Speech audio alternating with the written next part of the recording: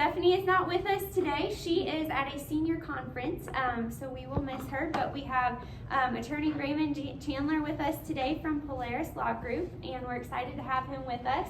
I know estate planning is a huge aspect of planning for the future, really any age you are, but especially for seniors.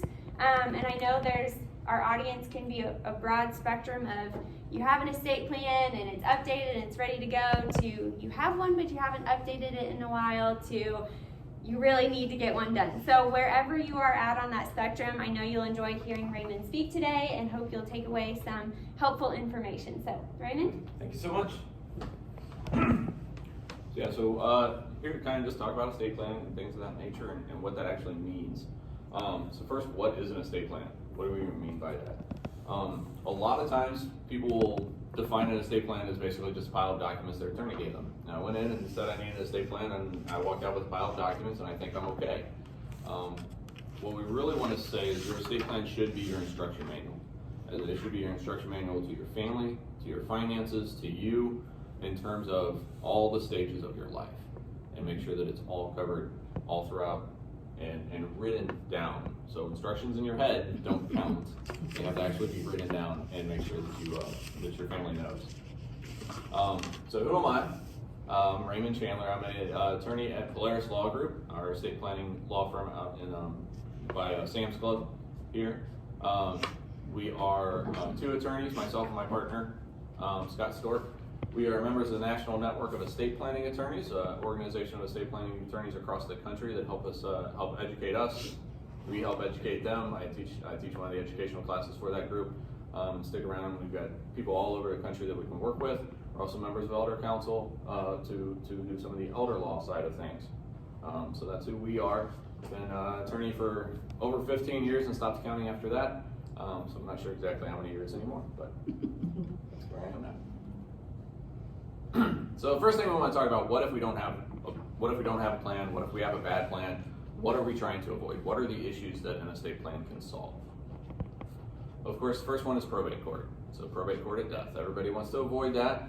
Everybody knows we should avoid that. Most people don't know what that is, but we know we want to avoid it. So probate court, very simply, is where we go to find out where your assets, where your property goes after your death if it wasn't set up ahead of time. Problem with probate court, and the big problems with that, is it is not designed for your family. It is not designed to help your family. It's designed actually to help your creditors and the people you owe money to. So when you go through probate court, not only taking almost at least a year, maybe two, I've seen 5, 6, getting through there, when you get down to the kind of the end, there's a list of who gets paid, and the family's at the very bottom. So regardless of what you say in your will, regardless of what you say in your trust, and things like that, if you're in probate court, that list, your family's the end. It's who paid your funeral, your taxes, your attorney, the courts, your creditors, things like that, and then your family at the very end. So you definitely want to avoid it. It's also public, so everything you do in probate becomes public record. So if you wanted to see Jackie Onassis' will, you can find hers online, it's out there. And that's where all the fights really occur.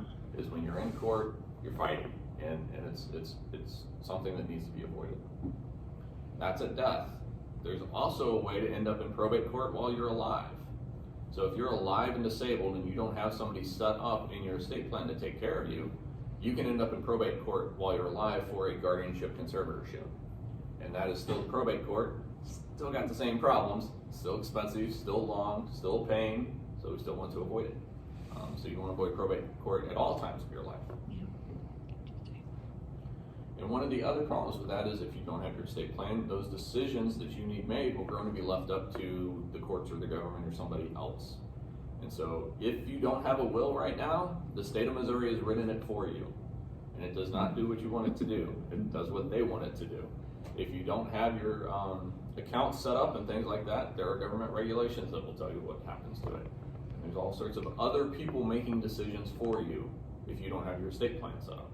So that's one of the big points of the estate plan, is to avoid leaving decisions to other people.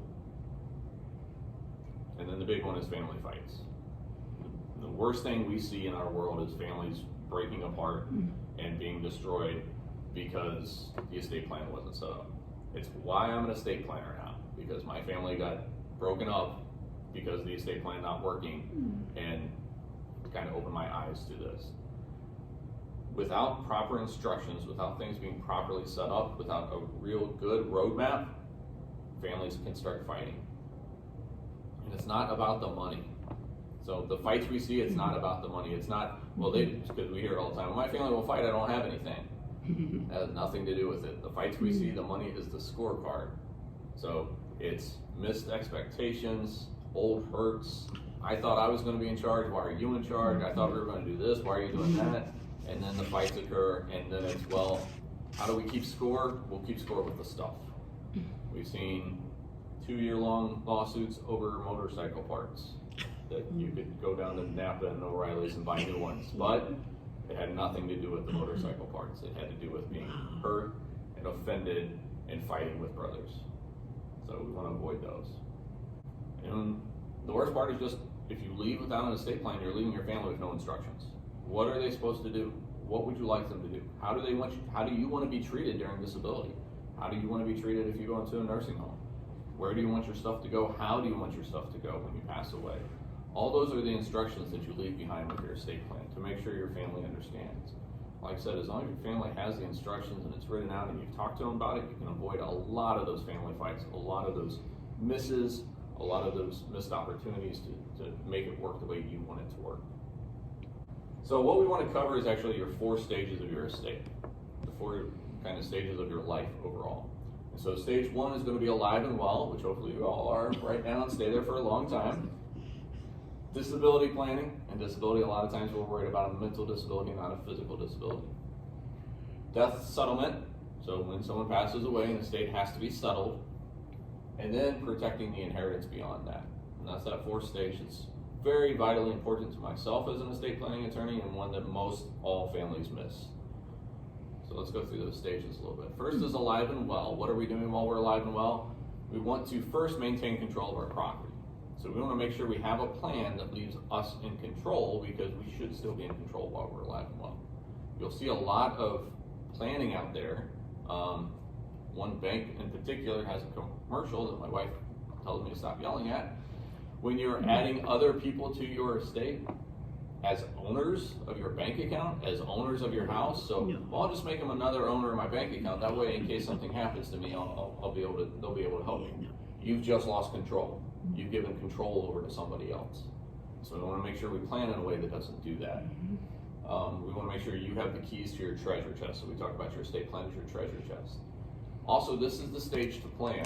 This is the only stage you can plan in, because the next stage is you're either disabled or dead. So this is the time to do it. So what does that disability look like? Again, we're worried about a mental disability where you can't make decisions. Even if you're physically disabled and at home and unable to move or walk or something like that, but you can still direct people and make decisions, you could still be in control. But what we're really worried about is a disability of a mental disability and not able to control and make decisions. So what do we want to make sure we have? We want to make sure we have instructions and helpers. So we want to make sure you have your disability helpers, whether that's helpers over your financials and legals, or whether that's helpers over you personally, your medical decisions and things of that nature. You want to make sure you have instructions left behind. So instead of simply, well, if I'm disabled, you're in charge. Okay, great. What do you want me to do? You're in charge. You know, we see a lot of that planning where it's just, we named who's going to be in charge. We didn't tell them what to do or how we want to be treated or whether it's okay to go into a nursing home, what type of nursing home we want to go into, or anything of that nature. And then part of disability planning is also going to be end-of-life planning, end-of-life instructions. How do you want to medically be treated during that time period when something like that occurs? Then at death settlement, when someone passes away, your estate has to be settled, regardless of whether it goes through probate or through a trust or through beneficiary designations or anything. The estate has to be settled up.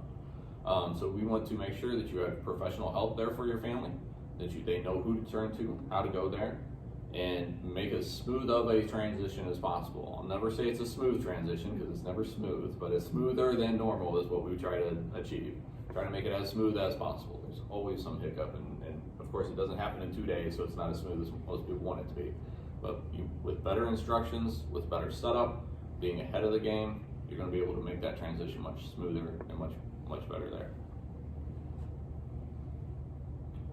And then avoiding taxes and cost, of course. So we always want to avoid taxes where we can. So real quick, I don't see any like super fancy cars out there. So the estate tax is $12 million per person right now. This went up to 12.9 this week, if I remember right. So in order to pay an estate tax, in order to worry about the death tax, the estate tax, you need to have in your estate $12 million. We're fine. Everybody I know is fine. Couple clients, but we made them fine. So what that really says is you have a coupon from, we call it the federal coupon. Federal coupon says, the IRS says you have a coupon for $12 million. When you pass away, you can leave $12 million to anybody you want in your estate. You're okay, don't worry about it. Now, that has been $12 million now. In 2026, it goes back down to 6 or 7, depending on the math. It's been as low as 3, 1, 600,000, 0. Because it's real easy and fun to talk about it on the news, so the politicians like to play with it. That's what it comes down to be honest. But yeah, it used to be 600,000. The year George Steinbrenner passed away, there was none. There was no estate tax at all, so he got lucky and just snuck in, I guess. Well, lucky he died at the right time, I suppose. His family did. It changes all the time, and they always call it permanent change. And then they change it. And this time they literally didn't call it permanent change. It's set to sunset in 2026 back down. So it's something to always kind of be worried about. Make sure you're on top of it, but don't be too worried about it because it's normally pretty decently high for most families because again, it goes down to $5 million per person in 2026 indexed up. But there's a lot of other costs that go associated with a death settlement too. So cost of an attorney, cost of the court work, if court work needs to be done, if you do end up in probate, having all those costs adjusted and know what those costs are ahead of time for your family is going to be much more powerful for them. They know who to turn to and what that cost is going to be and make sure that it gets done is what we want to do on stage 4. And then protecting the inheritance, probably where I'm going to spend most of my time today is protecting the inheritance because this is what most people miss. So we want to make sure when we're leaving assets behind, when we're leaving our property behind, we're not just giving it to people with no protections and no instructions. Because what's the point of just giving them something? We want to make sure that when we leave something behind, that they have those protections from the outside world, or from themselves if you need to, but mostly from the outside world. And then we leave instructions behind too. What instructions do we want? Do we want to leave instructions on how we want the money to be used, what we wish the money would be used for, but you can use it for whatever you want, soft instructions or hard instructions that, hard instructions you can put education down there and decide that doesn't include the University of Kansas system because you don't want to give your money to them. So it depends on where you come from on the state. So those type of instructions you want to leave behind. I want to stop there for questions too. Questions about the stages of your estate. We'll understand we're going through 4 stages when we go through. Yeah. So how do we build a plan?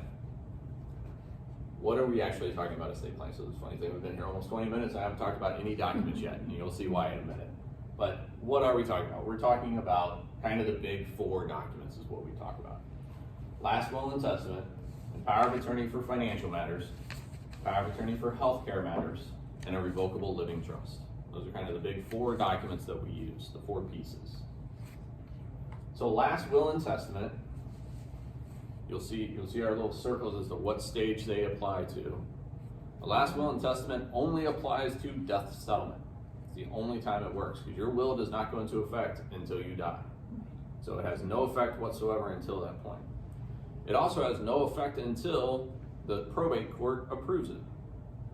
So the only place a will is for the probate court. It is your instructions to the probate court. So if you end up in probate, then we read your will and figure out where things go. We do not, regardless of what the movies say, read your will outside of court and say, okay, well this bank account goes here, and this car goes here, and this car goes there.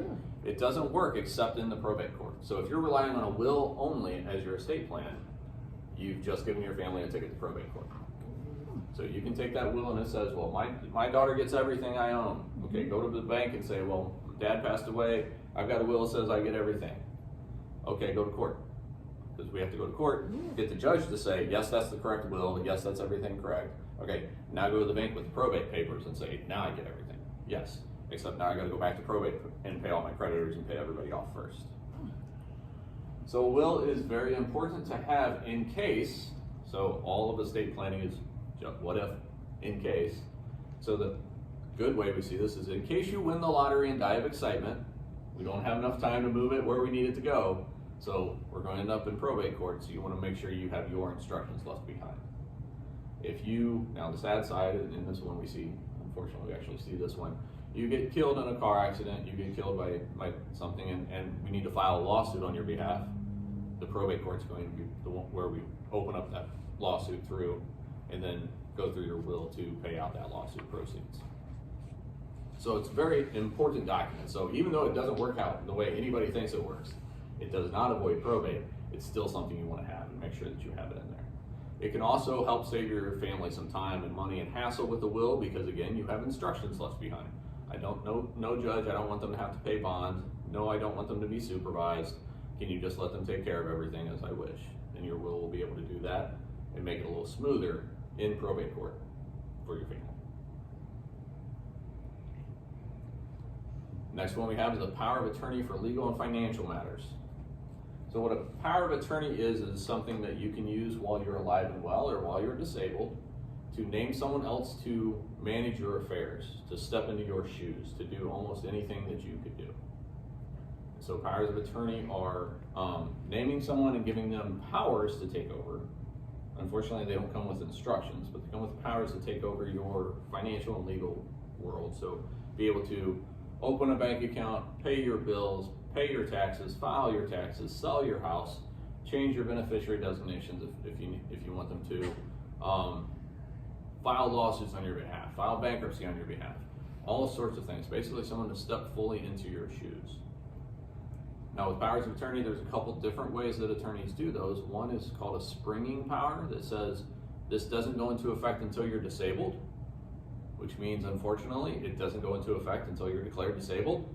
So in an emergency situation, not only can we not get into the bank yet, we have to go to the doctor to get all the signatures and things like that. So we don't really like springing powers. There's a lot of financial institutions that won't honor springing powers because they don't like them either. There's also kind of a two issue problem with powers of attorney, and we do a lot of this in our estate planning world of the soap opera issue and the reality issue. The soap opera issue is, this is the document that people can steal your money from you with. So if you name somebody that you don't trust explicitly, they have a lot of access to you. And so you want to make sure that you name the right person. What some powers will do is limit all the powers down so that they can't steal as much. Problem with that being, if they're going to steal your money, they're going to steal your money, to be honest. Then the flip side, reality side of it is, we have powers of attorney that don't do what we want them to do. The bank's financial institutions say they don't have the proper language in there because they were limited down to protect against the soap opera. But now for the reality of what we actually know needs to get done, the power of attorney doesn't do it. So not every power of attorney is the same. They're all different. They're all written differently with different philosophies behind them and different instructions behind them. So you need to make sure that they're written the way that you want them to be written. Okay. So in some ways, does a power of attorney supersede a will? If there's that much wiggle room, they can change things? They can't change the will. So through the power of attorney is the one thing you can't change. They're different documents for different reasons. The power of attorney is effective while you're alive and stops on your death. Oh, okay. The will is not effective when you're alive. It only goes into probate court. Okay. Being the other issue of, we have a power of attorney, it stops with your death, but we need to get into the bank account to pay your funeral costs. Right. With the power of attorney, we can't do it now. Because we have to wait till we get all the settlement done to get the cash out to then pay for your funeral. Nightmare. So somebody's out of pocket up front to get that taken care of. But in some cases, very powerful documents that you need to have to make sure that we can do what needs to be done during a crisis, a disability. Mostly we're talking about disability when you can't make your own decisions. It can also just be your vacation power. You're out of town and something needs to be signed. It's not as important nowadays with DocuSign and stuff like that. But you're out of town, something needs to be done, you can have your power of attorney do that for you. I was out of town, my wife took care of her title on our camper, so it helps. So I didn't have to show up. It's one less trip to DMV for me. Then we have the power of attorney for the healthcare side. And this is making sure you have somebody that you know and trust that's going to make the right decisions, making healthcare decisions for you. And those healthcare decisions are, do we pull the plug? But also, what hospitals do we go to? What doctors do we see? What type of medications do we take? How aggressive that treatment is going to be? All those decisions that you would make if you could. If you can't make those decisions, you can't communicate to the doctors, you want somebody else to be able to make those decisions for you. Otherwise, you may be getting services you don't want, be on the machines longer than you want, all sorts of things like that. So that's what the healthcare side is, very specifically targeted to healthcare decisions. And something that's very important to have, of course, to make sure that your decisions are being made. Attached to that healthcare power a lot of times is a healthcare directive, an advanced medical directive. A lot of times referred to as a living will as well, but an advanced directive is actually just a little more powerful than a living will. But what that is your instructions. So again, we don't want to just leave powers behind, we want to leave instructions behind too. And the instructions on the advanced medical directive are, if I am persistently unconscious, no reasonable likelihood of any recovery from a seriously incapacitating or terminal illness, please stop the following. Yes. And then you can list out the services that you don't want in that position. So we can't call it vegetative or brain dead because those aren't medical terms or legal terms, but that's, colloquially what we're getting to is you are not going to recover in any way. The surgery is not going to help you. The machines are just keeping your body alive, but if you're never going to recover, how do you want to be treated? Do you want them to stop treating you and just let your body take its natural course? Or, do you want treatment? And that's your decision that you get to write down. And it's not only instructions to the doctors, but it's going to be instructions to your healthcare agents as well. So your healthcare agents can read those if they don't remember the conversation you hopefully had with them. Most people don't, but hopefully you do. And then if they don't, then they have the instructions written there too as a reminder of what they're doing. And then everybody likes to know there's still paragraph 3 on the bottom of this. This is not the same as a DNR because paragraph 3 on our form anyways says, if any of this may lead to a recovery significant, if you think it might work, try it for a reasonable period of time. Now what's a reasonable period of time? I don't know. Doctors are going to have to figure out at that point in time what's reasonable. So reasonable for surgery is probably surgery in a day. Reasonable for an antibiotic treatment, maybe 7 days, maybe, it just depends on what the situation is, what's going on, but it has that in there. Also, if it's going to provide pain relief, do it no matter what. So those are all built in there, so they do protect you from, nobody's pulling the plug quick, but they protect you from that idea anyways. And then also you leave behind your, who do you want to take care of your body when you pass away? So instead of just defaulting to next of kin, you get to tell people who you want to take care of. So if you don't want your next of kin doing that, then you can say, this is the person who's going to take care of my funeral arrangements and process my body and things of that nature. And you also put in your wishes as to your organ donation. So anatomical gifts and things of that nature, whether that's okay. So very powerful documents too. Now the hardest one to talk about is living trust. Here's why it's hard to talk about, because everybody's trust is and should be different. But what a trust is your instruction manual for your assets while you're alive and well, when you're disabled, when you pass away and we have to settle, and if you do it correctly, even after you're gone, to protect your inheritance. It is your full instruction manual. So while I'm alive and well, I want to maintain and be in control and be completely and fully control of my property. If I become disabled, I want these people to be my disability trustees to take over my assets and take over control, and here's the instructions on how I want to be treated during that period. Then when I pass away, here's the people I want to give my assets to, and as long as my assets are in my trust, I don't have to go to probate, so I don't have to talk to the court about it. It's in the trust, it's taken care of. Here's who I want them to go to, and then beyond that, here's how I want it to be used, protected, and treated. All those type of things in a trust. Now, everybody's trust should be different. Unfortunately, most people's trusts aren't, because you can rip off the front page and the back page, the names and the signatures, and it's the same document that the last client got.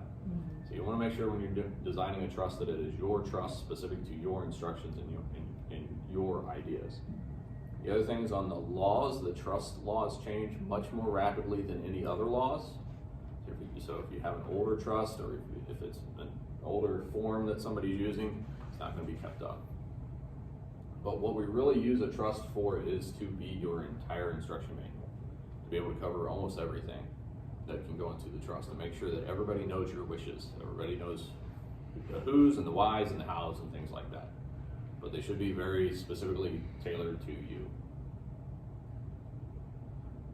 Then we've got the plus sign. The last one is beneficiary designation. So lots of people have seen these before. Beneficiary designation is simply, on this asset, who do I want it to go to when I die? It accomplishes one goal and one goal only: to avoid probate. So if you have a beneficiary designation on your account, it says, when I pass away, I don't have to go to probate, I don't have to do anything, please give it to this person. But you give it to that person, no instructions, no protections, nothing like that. It's just simply, here, have a check. And we'll see later why that's maybe not the best idea. But you can avoid probate that way. And you can avoid some costs and things of that nature, because it's normally just filling out a big death certificate packet with the institution to get your beneficiaries. Very important if you don't have a trust. And even if you do have a trust, important on some assets to point to the trust. So on those documents, all those documents have names of people that go into them. Like who's this and who's that and who's what. We just call those helpers. Your helpers. Who are your helpers? They all wear different hats at different times. So you've got a power of attorney agent, a healthcare agent, a successor trustee, a disability trustee, a settlement trustee, all sorts of different hats. And what it really is we just want to make sure your helpers are who you want them to be. And they don't always have to be the same person. So we have some positions where we want financially dependable. I don't need them to be financially smart and make a whole bunch of money. That's what the financial advisors are for. I need them to pay bills on time, file taxes on time, write a check correctly, things of that nature. I just need them to be dependable. And then we need the emotionally strong ones, the ones that can make those medical decisions really, that can say, yes, it's time to pull the plug. Yes, it's time to do that. And so those are the two kind of roles that we have spread throughout all the documents. And a lot of times what we tell our families is you take the documents to the bank and say, I've got this document, this document, and this document, which are all different hats. I can be the power of attorney, I can be the trustee, I can be whatever you need me to be. What hat do you want me to put on? And then we get something accomplished. So that's why we talk about your helpers.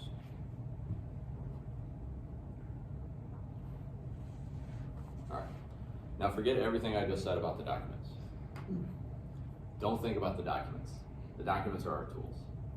So if I was coming in to update your kitchen, which don't have me, it would not look good, but I was coming in to update your kitchen, would we be talking about the tools on my truck, my hammers and screws and saws and whatevers? Or would we be talking about your plan? What do you want your kitchen to look like? What countertops and cabinets? Where do you want the sink? How do you want this to work? How do you want this to function? Things like that. That's probably what we'd be talking about. And then once we set up the plan, I'd go on the truck, get the tools off, and make the plan work. Estate planning really should be the same way. These are all just simply tools. You want to make sure you have an overall picture of your plan, a plan that you know is going to work for you, that the right people are going to be in the right place, the right instructions are left behind, and then have an attorney get the tools off their truck, which is our computers, and make it work. And that's really the way to look at your documents. So a lot of times we get the question, should I have this or that or this? You should have an estate plan. What specific tools you need, I don't know until we make your estate plan. And so we want to make sure that you have it all fully laid out as a full plan. And then some people have tools of trust, some people don't. Some people have multiple powers of attorney for different reasons. All sorts of different tools that we can use to make your plan work. Take a little question break there. Any questions about how that works, documents, things like that? No? So going back to protecting the inheritance, what does this mean? Leaving protections and instructions behind, making sure that we're not just giving money away without protections and instructions. And why do we do that? Because of the school bus. So this is the story we tell, the school bus story. So I'm going to use my family and pick on my family. So I've got a daughter, she's 9 years old, named Matilda. I've got a wife named Sarah. And let's just say I have X number of dollars, $750,000, we'll just use that number randomly, as my inheritance that I'm leaving behind. So first, let's think the first way to leave it behind. Let's say I'm the worst estate planning attorney in the world and don't have an estate plan myself. And so I leave behind no information, no instructions, nothing. So first my family has to go to probate to get that money out. And and they're gonna have to wait a year and a half to get through probate to get that money into their pocket. Plus all my creditors can come after them in that time. Well, let's say they finally do that, and they pull all the money out, and they finally get it, and then my wife takes it, or my daughter takes it, depending on the situation, and puts it in her bank account. And then later, she's driving down the road, not paying attention, whatever it is, and right into a school bus. T-bones a school bus. At that point in time, we've got injured kids, we've got damages, we've got cars, we've got all sorts of stuff like that. Guess what attorney is going to be knocking on her door soon? It's going to be all the Brown and Browns and Brown on the billboards, because if you're an attorney named Brown in St. Louis, you're a personal injury attorney. They're going to be showing up saying, hey, you owe us some money, because the school bus accident is not going to be covered by your car insurance, not going to be covered by your umbrella policy, because the last one we saw was a judgment in court for $11 million. We don't have $11 million worth of insurance. No reason to. But $11 million, they come knocking on the door and say, okay, give us everything you own, because now you're going to get wiped out. So she's got to, gather her assets, and she's got to reach into her pocket and pull that inheritance out and give it to them too. So now she's wiped out. My kid's never going to see my inheritance either, because it's all gone. So let's do an estate plan instead. Let's do an estate plan where we want to make sure we avoid probate. So let's do what a lot of people do, is beneficiary designations. So let's do a beneficiary designation of $750,000 of life insurance, quick, easy money to talk about. Life insurance, when I pass away, she fills out her beneficiary designation form, and she gets $750,000 in her name, in a check, gets it relatively quickly, much quicker than probate, depends on the company how quick it is. Comes in, goes in her pocket, she hits the school bus, attorneys come knocking at the door, guess where that money goes? Gone, gone again. Well, let's use this thing called a trust, because people keep saying trusts are so great. Let's use a trust. Okay, great. So we use a trust, and that trust is built up to avoid probate, a probate avoidance trust. We've got the trust used to avoid probate. We know who the successor trustees are going to be. We know who everybody's going to be. So let's put that life insurance in trust and leave that behind. Most 95% maybe, made up number of revocable living trusts will say, okay, now that I've passed away, take my money and give it to my wife. Don't go to probate, don't worry about that. And she's good, she's probably better than me. She's not great with money, so I'm gonna make Uncle Joe, who's pretty good with money, be the trustee, and he's gonna pay all the bills and stuff, and then give her the $750. Takes that $750, puts it in her pocket, gets the school bus, attorneys come knocking, money's gone. So how do we fix that? How do we solve for that? We use a revocable living trust that goes further than just your life. We start planning for stage 4. And what we say is, now we put it in the trust. Uncle Joe's the trustee. Uncle Joe takes it when I pass away and administer that trust. And then what the trust says is, now don't leave it to my wife, leave it in trust to her. So create a trust for her now and put that money in there. And now that trust is over here, it's for her benefit. She can even control it. She can get the money out for her health, education, and maintenance, anything she needs. She can do all that and use that money as she wishes. But now she hits that school bus, the attorneys come knocking at the door and they say, okay, give me everything you own. Okay, well, here's my stuff out of my pockets. What about that over there? Oh, that's my trust. Well, give that to us too. No, actually, because it's got some language back here that says I don't have to pay creditors with it, because a creditor is not maintenance, is not education, is not health. That's the only thing I'm allowed to spend this money on. So no, Mr. Attorney, you don't get to do that. So now she's out all of her money, but now she's got that $750 over there to keep her back, get her back on her feet, help her out, things like that. Do that to spouses. Do that for my daughter Matilda. We can leave it all the way down. If my spouse passes away not having used all that money, then make sure that it goes to Matilda in the trust, and then add my spouse's money to it. So we can actually protect against something like that by doing a trust, doing a plan that focuses on that stage 4, that protecting the inheritance after we're gone. The school buses aren't the only things that steal inheritances. Just a regular car accident the other day, we saw a $2 million judgment out of that. We've got son-in-laws and daughter-in-laws that come out of the woodwork and maybe aren't the best for our children and are making bad financial decisions. We can protect against that too, because when that trust goes to Matilda, my daughter, it's only for her, but it's not in her marital estate. So if she marries someone and then gets a divorce, this doesn't get split up. This was hers and hers alone, and it doesn't get touched by the marriage. And then just really, anytime we're in court and someone's trying to take our money away, we can use this trust to protect it away for our beneficiaries. And then really kind of comes down to the question, when is it okay to give a lump sum distribution to somebody? When is it okay to take your entire estate and basically write one check for cash and give it to your inheritors, your beneficiaries, your family? Probably wasn't okay when they were 5. It's probably not okay when they're 20.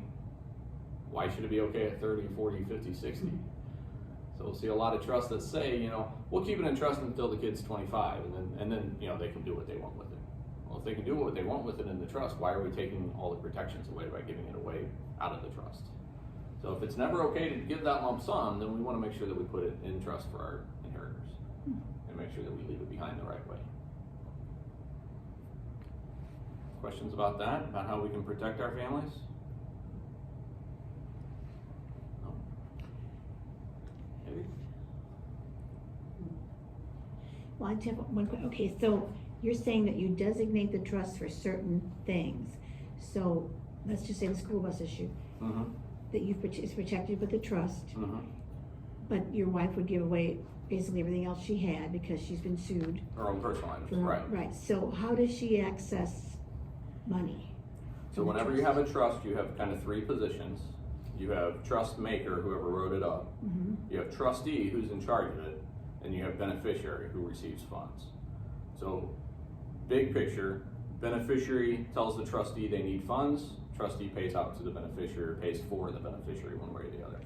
Okay. So Okay, for anything, like she could pay a house payment for it. pay a house payment, that's maintenance.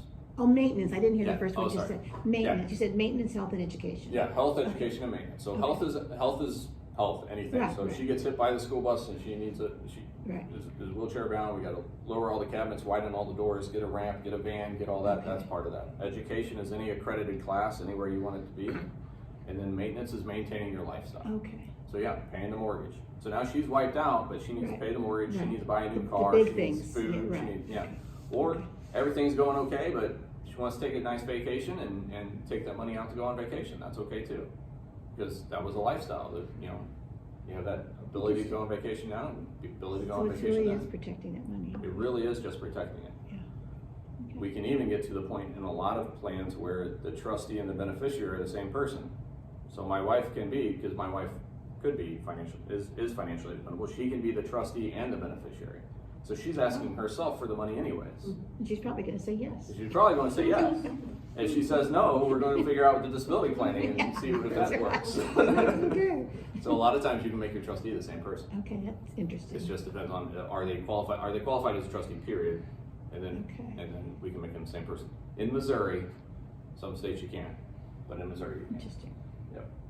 So, why not leave it protected? Why just leave a check on the table that somebody could take? Reason why not to is because most inheritances, regardless of their size, are gone within 18 months. Mm. So they're gone, wasted, lost in divorces, Yeah. lost in lawsuits, lost behind. One of the protections, all right, I'll slide on this one. One of the protections that we've started to see now, after doing this for many years, is not a legal protection. It's nothing legal whatsoever. It's the fact that they still call it your money. It's still mom, we see this all the time. Oh, that's mom and dad's money. Yeah, but you have access to it, you can use it. Yeah, I know, but that's mom and dad's money.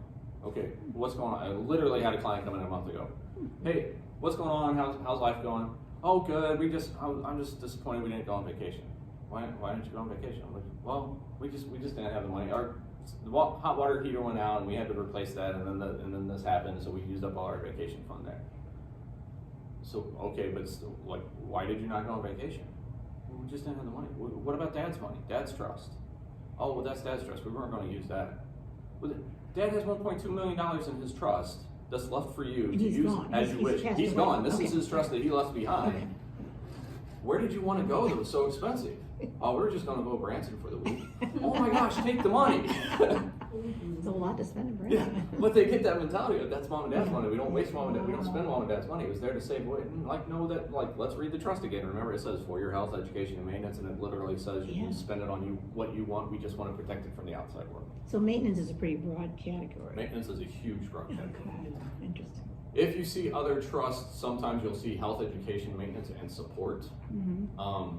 We tend to tell people to take that word support out because judges are expanding that to pay some creditors we don't want to be paid. And so maintenance covers pretty much everything. I can't think of anything it doesn't cover. So we take support out, so if you see those words. Interesting. So yeah, so it's really cool what we can do with the trust with proper planning. There we go. Now let me tell you the ugly truth about estate planning and estate planning attorneys and how this all works and why the probate court is so big. Because most estate plans don't work. People have documents and they still don't work because it's just focused on the documents, not on the actual plan. One of the reasons is a lack of counseling, a lack of sitting down and really saying, what do you want your plan to look like? What options do you need? What options do you want? Things of that nature. So we see a lot of, especially if you're using LegalZoom or form tools or any of the like Quicken stuff. Here's a funny thing. I have the ad from Ben Franklin in my office of selling legal forms in the newspaper that he used to sell. If it didn't work back then, it's not working now just because we have a computer. They don't work that way. And so without actually having someone counsel you through the issues and counsel you through your family and your specific situation, you're not going to have a plan that works as well. Then another big one is a lack of funding. And what funding is our horrible term that we use in the courts for making sure your assets are tied to your plan.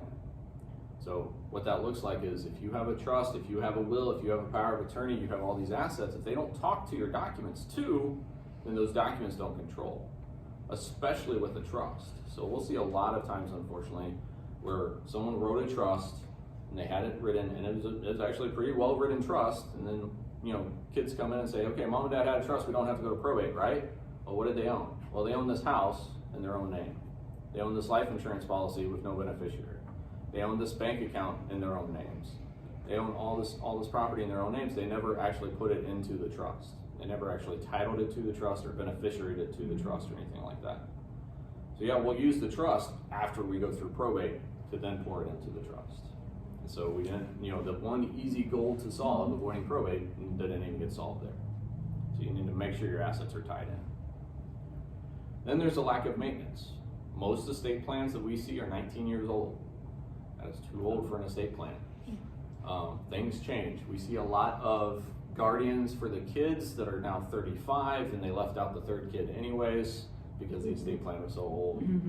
Lots of legal changes that have been missed, lots of assets that have been missed. So even if the case was funded 20 years ago, well, we downsized.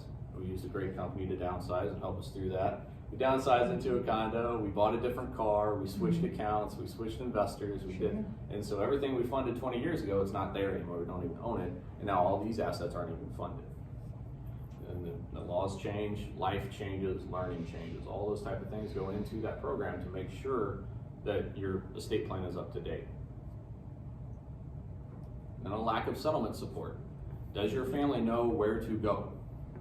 Do they have an answer of, this is who I call if something happens? This is what it's going to cost if something happens. This is set up ahead of time, and they know that that settlement support is there and that that person has a process to settle the estate and knows what's going on and things of that nature. So what's the solution to these type of problems? One is hire an attorney. I'm sorry, don't try to do your estate plan by yourself. Please don't. It just does not work. That makes probate attorneys a lot of money. So we don't really mind LegalZoom all that much because it makes us a lot of money in our probate side because those families end up in probate. Hire an estate planning attorney, not somebody who just happens to have some forms from the other attorney down the street. So if they do a whole lot of other stuff, and I can attest to this, I used to be a general practice firm where we did, in that firm that I was in, we did criminal, we did bankruptcy, we did estate planning, we did divorce, we did mesothelioma cases, we did everything. So guess how much time I had to devote to learning estate planning? Not much, because I had to run court for something. Hire an attorney that's going to listen to you, not one that's just going to speak to you. Hire one that's going to listen to what your questions are, what your issues are. That will help you fund your plan, not one that's just going to create the documents and let you, a lot of times we'll see it, it's documents were created and here's an instruction list on what you should do for your funding, have a nice day. They'll close their file and everything's legally done for what an attorney needs to do, but the plan's not going to work without funding. Hire one that will make you update your plan. Not one that tells you if you have an update, come see us. But one that has a process in place that forces you to update your plan, because quite honestly, you won't if they don't force you to. If they don't have a set way of making sure you stay up to date. One that has a process for settlement, that knows what it's going to cost your family today, what the fees are going to be, and what the process is going to be today, what that settlement looks like 20, 30 years from now. But number one, whenever you're hiring an attorney, hire one that you like. So we're all legally competent, or we wouldn't have a license. We all know it's philosophical differences than legal differences on the documents a lot of times. So hire someone you like, hire someone you can talk to, hire one that you can sit down across the table 3, 4, 5 meetings, however long it takes, and get along with. That's really most important, because you don't want to get stuck with an attorney you don't like. I know there's plenty out there. So what we want to talk about here at the end for our last set of questions is the babysitter. So like I said, I have a 9-year-old. We used to go out with babysitter. Grandma lives in the house now, so we don't have to worry about it. But before we went to dinner and movies, we had the babysitter, and my wife's notorious for it. 4 or 5 pages of instructions for the babysitter. What could go wrong? What happens? What happens? Don't read these books, it gives you nightmares. Don't give her this food. Don't, everything that could go wrong. And so, of course, the one thing, our first date, power went out at the house, so we got called back real quick. Because that wasn't on the list. It's really 4 pages of instructions for the babysitter. And you go on Amazon right now, and Bed Bath or Babies R Us, whatever it's called. We haven't had to shop there for a while. There's all sorts of ways, like babysitter instruction manuals, babysitter books. You put it on your fridge, put it on your front door, all that type of stuff. We're leaving all these instructions for the babysitter. We're going to be gone 2-3 hours. We're going to catch a movie. We got our cell phones on us. Everybody's there. We know what to do. We'll be back in a little bit. And families, when they're gone for good, are leaving no instructions at all. There's no way to call you. There's no way to ask. There's no way to figure out what's going to happen. There's no fixing it. There's no coming back. You're gone for good and leaving no instructions for your family. Not even a wish list. Not even a this is what we hoped you'd do. Nothing at all. So what we ask is make sure you're leaving more instructions for your family when you're gone for good than you would leave with the babysitter. Because it will make a huge impact for generations to come. Questions about all of it or anything I didn't talk about? If you have your home in a trust and you decide to sell it, your home, how hard is that? Not hard at all. Okay. So whenever it's in your revocable living trust, your trust, there's no new social security number, there's no new tax ID numbers, it's just a title name on the assets. Okay. You are still fully, completely the owner. So if you put it into your trust, it's under your trust name. The only difference is in your MLS listing contract, you list it as the trust name instead of your personal name. And then you put add trustee at the end of it. Doesn't change doesn't change the fact that you can mortgage it, doesn't change that you can sell it, that you can move, you can do anything you want with the property in there because you are the trustee. You are in control of your own assets. So you can just pull the car out, you can pull the house out, whatever you need to. Anything you need to do. Okay. Yeah, you are fully and completely in control. And to the point where the IRS you don't file any different taxes because the IRS doesn't care about your trust, to be honest. They say, no, you still own everything, so that's great. Okay. We'll figure it out when you pass away. But you still maintain control of it. And that's one of the big important differences is if I have it in trust so that my daughter can be my co-trustee and take care of me, I still maintain ownership and control of it. If I do what some people do is I'm going to make my daughter the co-owner of it now so she can take care of it. Yeah. Now while we're alive and I'm still alive and she gets sued, I just lost my house. Right. I just lost my bank account. Right. I just lost my assets because of her lawsuit. Right. And so you want to maintain ownership correctly. What does transfer on death do without a trust? I mean, you can have your home and you do transfer on death. Is that the same basically?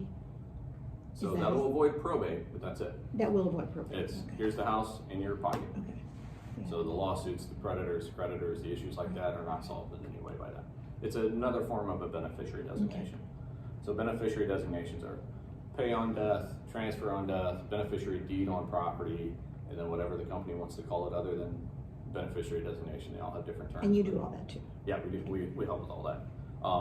It's still the same as just give this to these people when I die. Mm-hmm. Okay. Depending on what you call it, everything has a little different type. And then, you know, funding is hard. It's probably the hardest part of this entire process is funding. Funding in a way. And making sure your IRA is tied to your trust properly, yeah. making sure your house is tied to your trust properly, making Yeah. sure your bank account is tied, because every single type of asset has a different rule. Mm. And it sucks. But Yeah. it's just like, because you say, well, your trust should own all your property. Okay, so I'm gonna transfer my car into the trust. Yeah. Well, no, not yet. You wanna TOD your car to the trust because you don't want your car accident to cause the trust to owe money. Because if the trust is the owner, it could pass into the trust, and that's a liability. So we wanna TOD it to the trust at death, real quickly, put it in the trust and go, who wants the car? Nobody? All right, sell it, get cash. Mm-hmm. Who wants the car? Johnny does. Okay, Johnny, here's the car, get it out. You wanna handle that quickly through settlement. Interesting. IRAs, individual retirement accounts, 401s, things of that nature can't be owned by a trust while you're alive because of the tax consequences. And that's the income tax consequences. And so those have to be tied to your trust at the right time. But if they're not tied to your trust, then they go to your inheritors with no protections.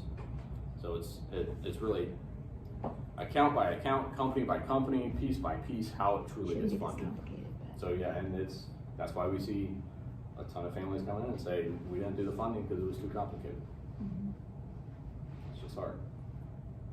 So you wanna make sure whoever you hire has a funding process for you to make sure that it gets done and have somebody there to help you and call you and poke you until it gets done.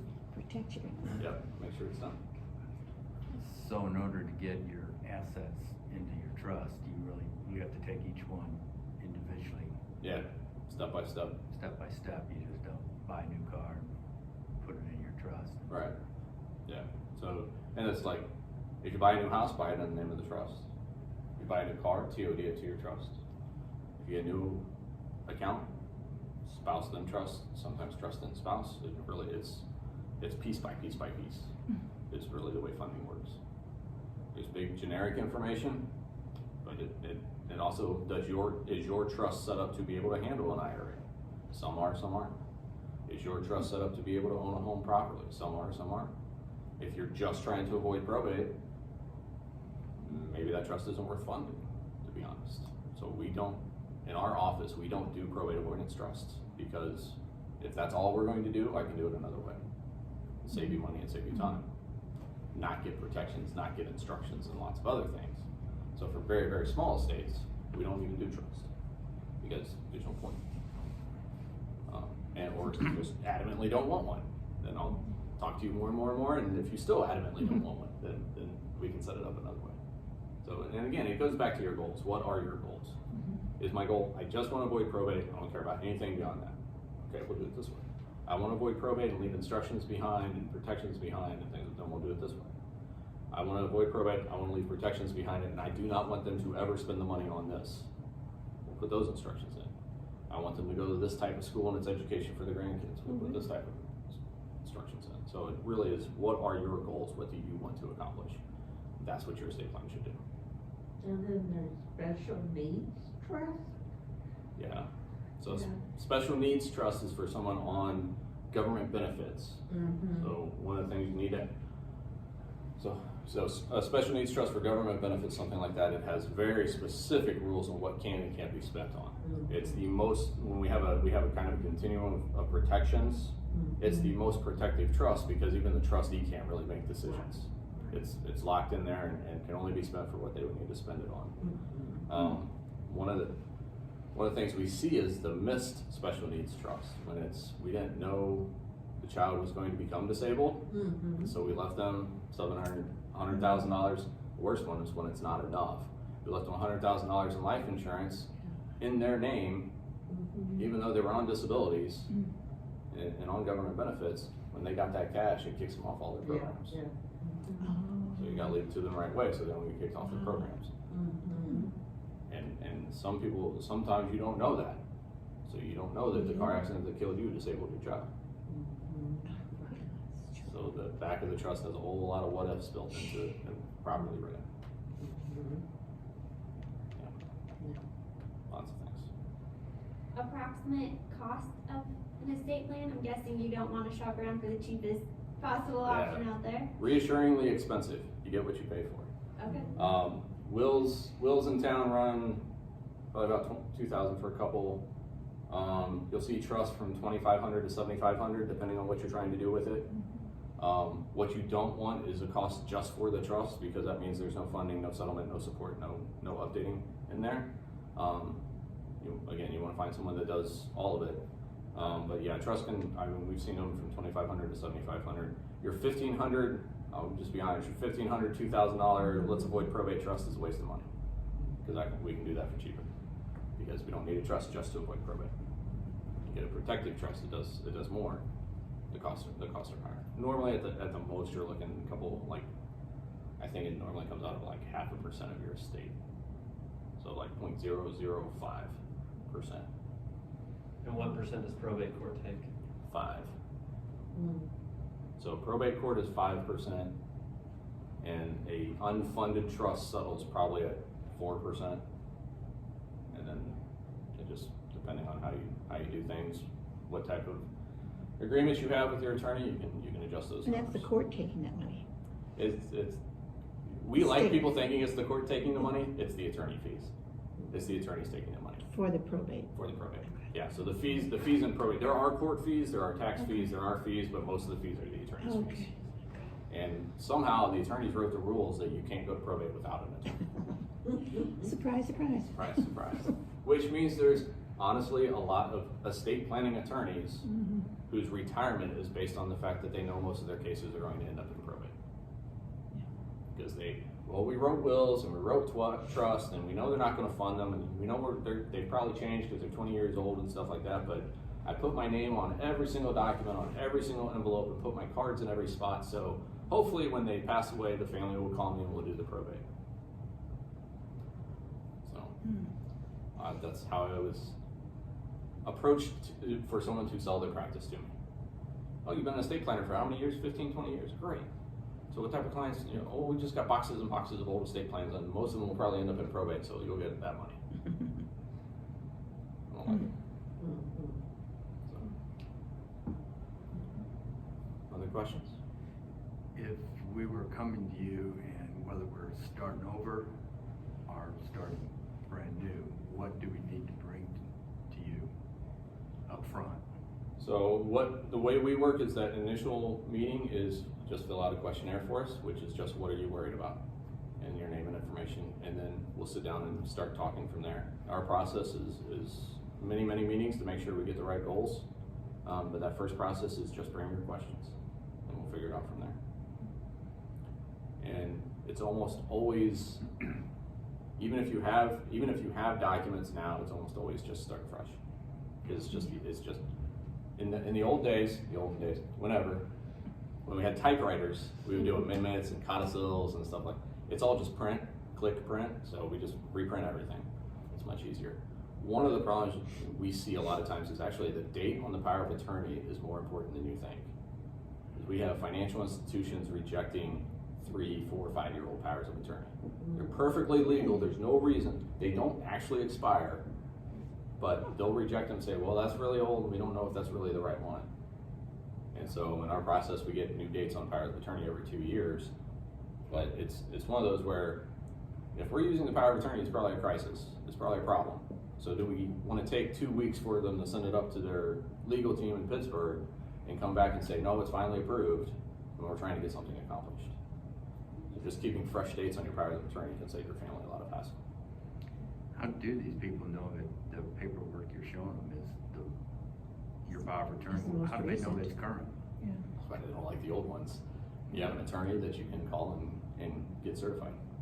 So we'll certify documents a lot of times. And then by affidavit, you certify documents. So that's why they reject them when they get older, is they don't know that's the latest one. I mean, you could have changed it 2 days later. Right, and yeah, How would they know? right. So when you make a change to a power of attorney, when you make a change to documents like that, the best practice is actually to send a letter to everybody who has a copy of that old one, which is a total pain, versus sending, if you change the trust, then the trust is the trust, and then you you have a certificate of trust that shows who the current trustees are, who the current people are, but the language in the trust isn't even shouldn't be at the bank. It's in your documentation. So, it's a pain though, it really is. So when you start over with new paperwork, does that supersede everything that was done 25, 30 years ago? It should on everything, but maybe the trust, and normally just the trust name. So we keep the same trust name, because a lot of times your trust name is going to be your name plus the date that you signed it. And if you're restating it, you keep that same trust name just in case your house is owned by that trust with that date on it. We don't want to change that. So it's like a mailing address, what we say.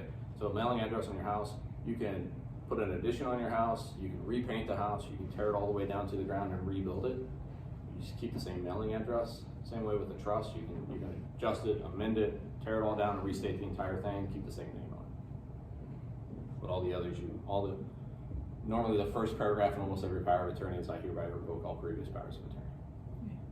It's a paragraph in the will too. So it's pretty standard. You normally use your own name in a trust, on a trust? Yeah. Normally because it's easier. This is my stuff, so Raymond Chandler Living Trust, go to the bank. So I'm Raymond Chandler, this is my Raymond Chandler Living Trust. Oh, okay, we get it. If you want even more privacy, you don't have to use your name on it. That's why I was asking, it's like putting your name on it, doesn't that allow publicly to know that you have a trust? Yeah, the trust isn't registered anywhere though, so it's just on your bank accounts and stuff like that. People would see that you have a trust. And even on your checks with the trust, you don't have to put the trust name on the checks. Because you are the trustee, you are the owner of everything. So my checks still just say Raymond Chandler on it. You don't say trustee or truster or anything like that. But if privacy is a concern, you can name it anything you want. What was the one I saw? The 4357 Trust. Still have no clue where those numbers came from. I think it was just the number in the computer when they were printing it out. Who owns this property? 4357 Trust. Great. Who's that? April 3rd, 57. Don't know. It's birthday. Yeah. If you win the lottery, call me before you sign it, and we'll make it the none of your business trust, Raymond Chandler trustee, and then we'll never know who you are, Okay. and we'll get all the money in there for you. You can do that in Missouri, you don't have to, I thought you had to come forward in Missouri. The owner has to come forward. The The owner owner. is the none of your business trust, Raymond Chandler trustee. Ah, And I'll charge Good to know a when you buy our- small 1% fee You every know, in year the to do lottery, that. that's good to know. Small 1% fee. 1% trustee fee to handle that trust, no Yeah, problem whatsoever. yeah. I'll do it for less than that. Yeah, that's the fun one I want to get is a trust. And somebody did that on Ladue. It was like a neighborhood that would put money in on tickets, Back at- and they had an attorney as one tickets. of the people. So he said, no, we're gonna put it in a trust, and they put it in a trust. Yeah. So nobody knows who actually was part of that winning. Mhm. Yeah, it's kind of cool. Everybody gets on until they win the lottery, and then then the Yeah. fighting starts, I would think. Yeah. Yeah. Hopefully it paid out quick, and everybody just took their share and ran. But not public record. I like that. It's kind of cool. Also not public record of probate and all that type of stuff too. Good? Good. All right, awesome. Well, if you have any more questions, I'm sure Raymond will stick around for a little Yeah, bit definitely, longer. definitely. Talk about your situation. You have his information, so please reach out to him if you have any more questions. Next month, our seminar is about dementia. So we're going to talk about how to effectively communicate with people with dementia and just some really great information. December, we do not have a seminar. We're going to skip December for the holidays. I know that's busy for a lot of people. And then if you'd like to leave the evaluation, we'd love to hear what you thought about today's seminar. Glad you guys came. Also, there are some generic flyers about this seminar. If you have a church group or social group that you'd like to invite some friends, you can grab those as well on your way out. So hope you took some action items with you today, whether that's for you personally or for your kids, grandkids. We really appreciate you speaking. Yeah, thank you. Thank you guys. Thank you.